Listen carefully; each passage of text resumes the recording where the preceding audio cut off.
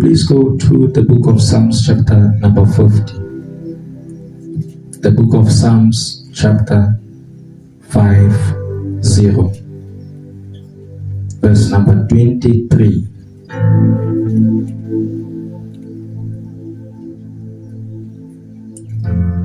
Verse number 23 will be the final verse of the book of Psalms. And then I like to read it in the translation that is set before me. It reads in this following manner: Whoever offers praise glorifies me, and to him that orders his conduct aright, I will show the salvation of God. Hallelujah.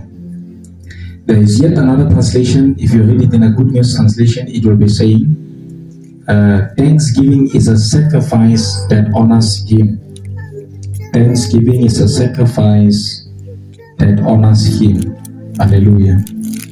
And so we just want to honor the Lord and just make the Lord glorified in our midst.